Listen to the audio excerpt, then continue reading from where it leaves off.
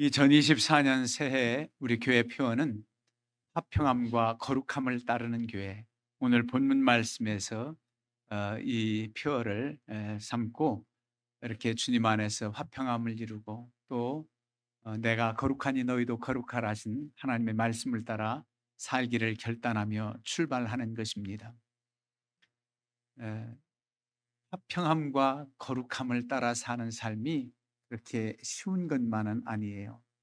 그야말로 성령의 도우심이 없이는 그렇게 행할 수가 없습니다. 성령의 도우심을 구하고 믿음으로 서는 것이 이 말씀 따라 살 수 있는 길이 되는 겁니다. 여러분, 예수님께서 지상 명령하면 마태복음 마지막 장 28장 19절 20절을 예수님의 지상 명령 그럽니다. 그러므로 너희는 가서 모든 민족을 제자로 삼아 아버지와 아들과 성령의 이름으로 세례를 주고 내가 너희에게 분부한 모든 것을 가르쳐 지키게 하라.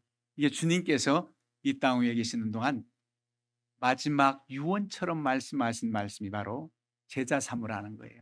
우령열에 불타올라서 내 집 근처 이웃 형제자매 타민족까지 복음을 전해서 주님의 제자를 삼으라고 명령을 합니다. 그래서 주님의 마지막 유언과 같은 말씀이 바로 이 마태복음 28장 19절 20절 말씀이에요. 그래서 지상명령 그래요. 그러면 지상명이 땅짓자는 아니에요. 이를지의 위상입니다.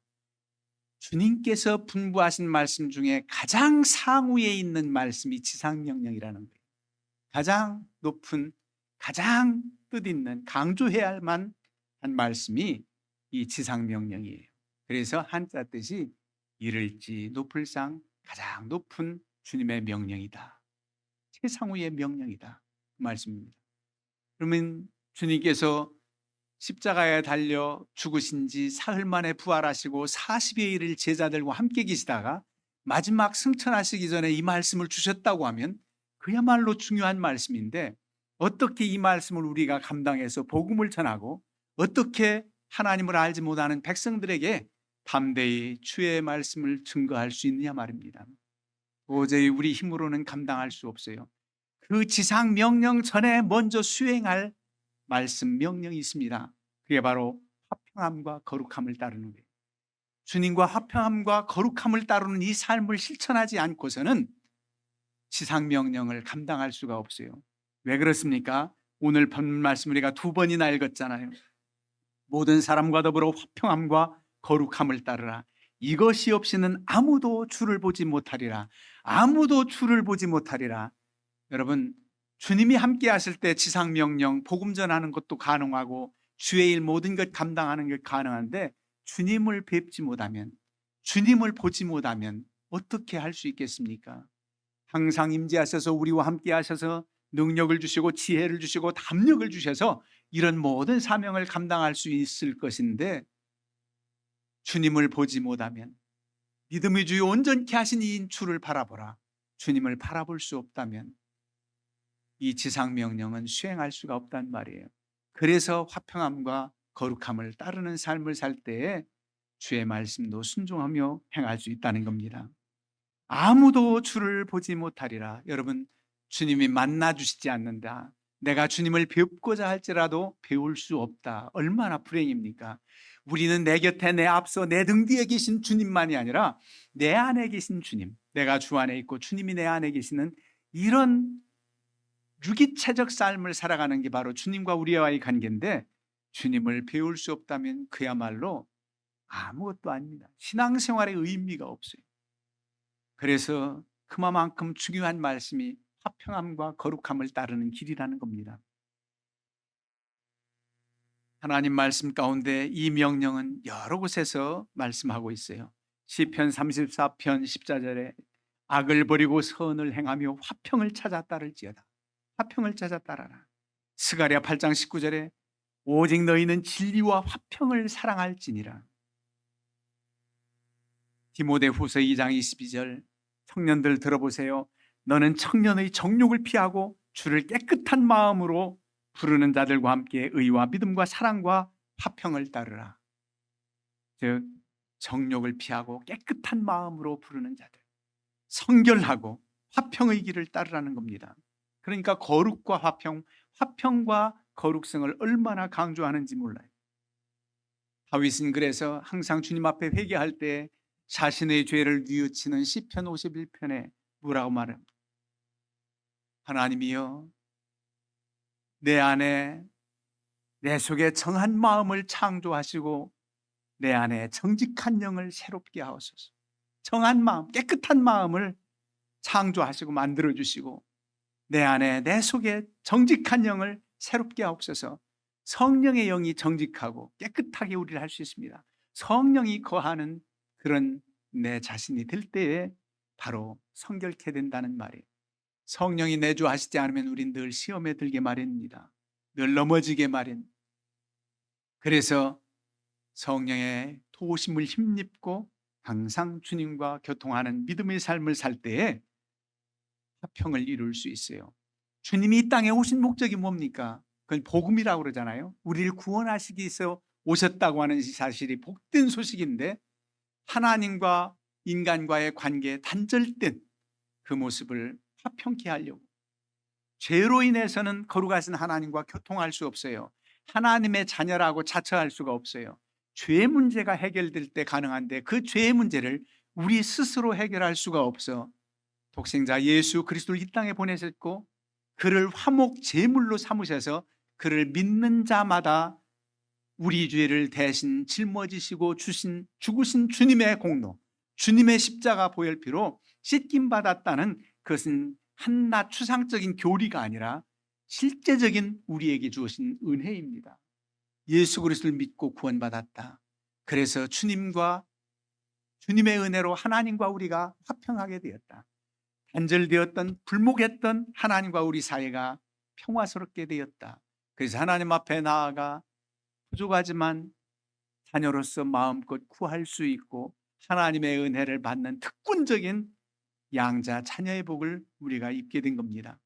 그래서 예수 그리스도를 화목제물이라고 하는, 화평케 하시기 위해서 십자가에 달려 우리 위해 죽으신 주님, 그 은혜를 기억하면서 우리도 주님을 따르는 제자의 길을 걷는다면 마땅히 화목케 하는 사명을 감당해야 됩니다. 화목케 하는 자가 되어야 됩니다. 화평케 하라는 겁니다. 거룩도 마찬가지예요. 레위기 11장 45절 하반절에 내가 거룩하니 너희도 거룩할지어다. 하나님은 거룩하신 분이에요. 그래서 거룩하신 하나님과 교통할 수 있다면 우리도 거룩하라는 겁니다. 베드로전서 1장 14절에도 너희가 순종하는 자식처럼 전에 알지 못할 때에 따르던 너희 사욕을 본받지 말고, 하나님을 알지 못했을 때는 아무렇게나 살았어요. 거룩이 무언지도 몰랐어요. 그렇지만 오직 너희를 부르신 거룩한 이처럼 너희도 모든 행실에 거룩한 자가 되라. 이제는 주님을 알고 만났고 거룩하신 주님과 함께 동행하려면 거룩한 자가 되라. 이렇게 권고하고 있습니다. 그러니 화평함과 거룩함을 따르는 것은 마땅히 제자된 도리요, 하나님의 자녀로서 살아가는 또 복이기도 합니다. 여러분, 이 화목해 하는 것이 너무나도 힘들기도 해요. 그렇지만 주의 은혜를 힘입어 성령의 도우심을 받아 사랑의 은사를 받아 가능하단 말입니다. 우리에게는 교회 다니면 직분이 주어져요. 더 충성하라는 것이지 교회에서의 직분은 계급이 아닙니다. 오히려 더 많이 충성하라는 뜻이 있어요. 집사님, 권사님, 장로님 이렇게 불려지는 그 직분보다 더 우선돼야 되는 성경 말씀의 직분이 뭔지 아십니까? 화목해 하는 직분을 주셨다는 거예요. 우리 모두에게 공통적으로 주어진 직분이 화목하게 하는 직분을 주셨단 말입니다. 이 화목해 하는 직분을 감당하기 위해서는 하나님의 사랑을 충만히 받은 것을 확신하고 사랑의 사람이 되어야 될 때 가능합니다. 관용하는 넓은 마음이 있을 때 가능합니다. 화평을 만들어가는 것, 성령의 사람이 가능하단 말이에요. 이 길을 따르라는 겁니다. 왜? 그 직분을 주셨으니까. 화목하게 하는 직분을 감당하지 못하면 아무것도 기본이 되어 있지 않은 것입니다. 우리 하나님께서, 우리 주님께서도 말씀하시지요.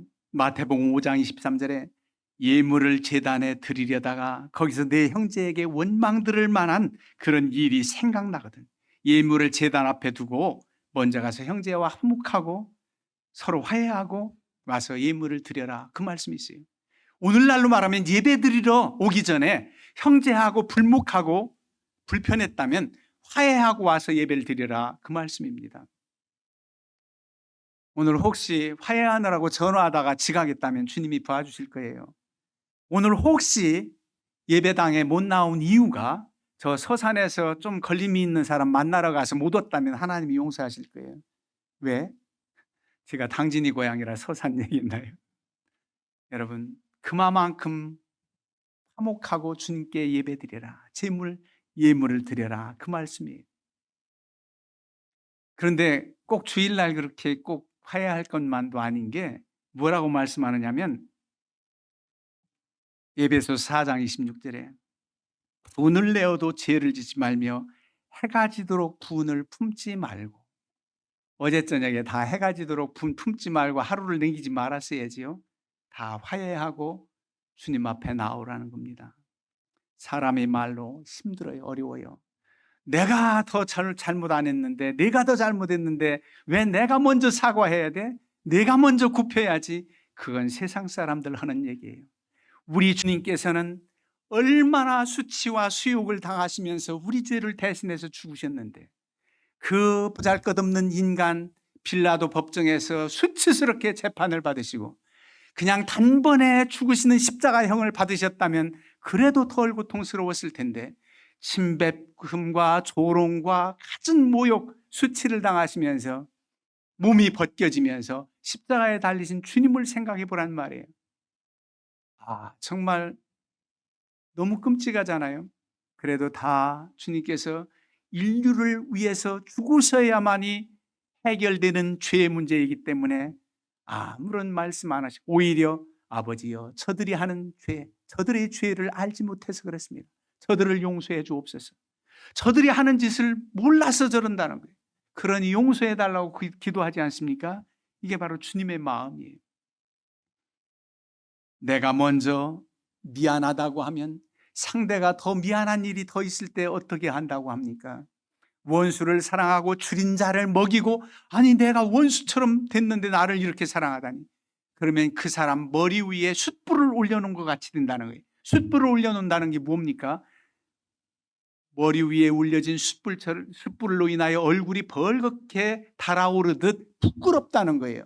내가 잘못을 더 했는데 당신이 나를 이렇게 잘 대해주니 내가 정말 부끄럽다. 사람이라면 그렇다는 겁니다.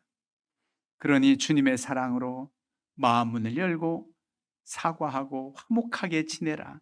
그래서 내게 주어지는 복이 뭐냐? 평안입니다. 평안이에요.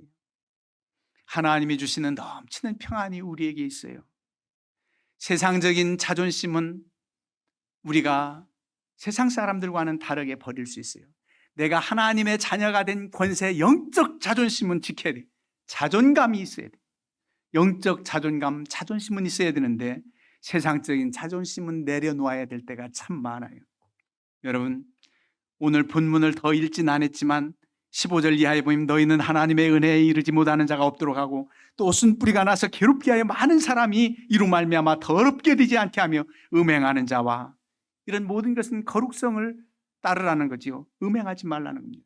한 그릇 음식을 위하여 장자의 명분을 판 에서와 같이 망령 뺀 자가 없도록 살피라. 에서 얘기가 나와요. 에서처럼 팥죽 한 그릇에 장자의 명분을 판 어리석은 자가 되지 말라는 거예요. 장자의 명분 그까지 보이지도 않는 건 뭐야? 내가 지금 배고픈데 팥죽 한 그릇이 더 가치가 있지. 그건 세상 사람들 생각이에요. 영적 자존심이 있는 사람들은 영적 가치관을 높이 세우면서 오히려 내가 하나님 자녀된 권세로서 내 이렇게 마음의 평안을 빼앗기고 악한 사단 마귀에게 틈을 주어서는 안 되지. 그러면서 인간적인 자존심은 버리고 오히려 내가 먼저 사랑의 손길을 펼친단 말이에요. 내가 먼저 사과한단 말입니다. 이게 바로 사랑입니다. 이게 바로 크리스찬 주님의 제자된 도리예요. 그저 주님 생각하면 조금이라도 흉내낼 수 있어요. 하나님, 그래도 도저히 용서가 안 돼요. 도저히 내 마음 문이 열려지질 않고 닫혀요. 그렇게 된다면 기도하세요. 성령께서 나를 위로해 주시고 성령의 은혜가 얼마나 강권적으로 역사하시는지 체험한다면 야, 내 이런 거 아무것도 아닌 거 가지고 이렇게 불목하고 연연했나. 여러분, 너무나도 안타까운 것은 하나님을 섬기는 가정은 그럴 수가 없겠지만 혈육관계도 부모와 자녀지간에도 불목하고 대화하지도 않고, 아니 단절돼서 소식조차 없이 살아가는 이들도 있을 수 있어요. 형제자매 단절돼서 우애하지 못하고 살아가는 안타까운 그런 가정도 있을 수 있어요. 여러분, 여러분들 편에서는 자유하길 바라요. 어떻게? 내가 먼저 사과하고 내가 먼저 용서하고 내가 먼저 베풀어. 그래도 마음 문이 열려지지 않고 불목하고 단절됐다면 그 형제나 아들이나 자식이나 부모가 책임이 있고, 그 책임은 하나님께서 우리의 간절한 마음을 아시고 열어줄 날이 있을 거예요. 조급히 생각하지 마세요. 그땐 분명히 여러분들의 심정을 그렇게 애쓰고 사랑하는 마음으로 기도하는 그 모든 것을 인하여 바로 오히려 돌이킬 날이 온단 말이에요. 돌아설 날이 있단 말입니다. 그러니까 여러분들은 주님 안에서 이 뜻 말씀을 순종함으로 자유하길 바라요. 내가 먼저 마음문을 열고 다가가는 것, 그것은 잘하는 일입니다. 인간적인 자존심 내세우지 말고 영적 자존감을 가지고 나아가란 말이에요. 그렇다면 하나님께서 기뻐하셔서 우리에게 참 평안을 주십니다. 이 평화가 하늘 위에서 내려지는 복입니다. 여러분, 화평케 하는 자가 복이 있단 말입니다. 화평한 자의 미래는 평안이로다 하면서 시편 37편 37절에 말씀하잖아요. 화평의 결과 어떻습니까? 잠언 12장 20절에도 악을 꾀하는 자의 마음에는 속임이 있고 화평을 의논한 자에게는 희락이 있느니라. 화평을 사랑하고 화평을 만들어 가려고 애쓰는 이들에게는 참 기쁨이 있단 말입니다. 공의의 열매는 화평이요 공의의 결과는 영원과 평안과 안전이니라. 다 화평의 결과의 말씀이 평안이라는 겁니다. 내 이 평안 넘치는 주님이 주시는 평안과 기쁨이 화평케 하는 직분을 감당할 때 가능하구나, 화평케 하는 사명을 감당할 때 가능하구나, 그렇게 귀결되는 것입니다. 여러분, 이 세상 사는 동안에 악한 마귀 권세에 틈 주지 않는 것, 화평케 하는 자가 틈을 주지 않는단 말이에요. 불목하고 금이 가고 미워할 때에 사탄 마귀는 틈타요. 그래서 우리에게 더 미워하는 감정을 주고 더 골이 깊어지게 하고 응원을 합니다. 사단 권세는 그래, 너 잘한다, 잘하고 있어, 그렇게 말합니다. 그럴 때 성령은 탄식하고 있는 거예요. 성령이 기뻐하신 뜻대로 우리가 말씀대로 살아가는 것이죠. 그러면 여러분들은 자유합니다. 기쁨이 충만합니다. 이게 바로 주님이 주신 은혜예요. 왜 우리에게 그 은혜를 주시려고 십자가에 달려 죽으셨습니까? 예수님의 죽으심을 이사야 선지자는 이렇게 말씀하고 있어요. 그가 찔림은 우리의 허물 때문이요 그가 상함은 우리의 죄악 때문이라. 그가 징계를 받음으로 우리는 평화를 누리고 그가 채찍에 맞음으로 우리는 나음을 받았도다. 우리 주님이 징계를 받음으로 우리가 화평케 되었다는 겁니다. 평화를 누리게 되었다는 것입니다. 이 은혜를 생각한다면 우리가 희생하고 우리가 양보하고 우리가 손해보는 것 같아도 이거는 주님을 닮아가는 삶이에요. 주님을 본받아 행하려고 하는 삶이에요. 얼마나 주님께서 기뻐하시며 우리를 응원해 주시겠습니까? 그래서 화평한 자에게 복이 있다는 겁니다. 마태복음 5장, 6장, 7장을 산상수훈이라고 그럽니다.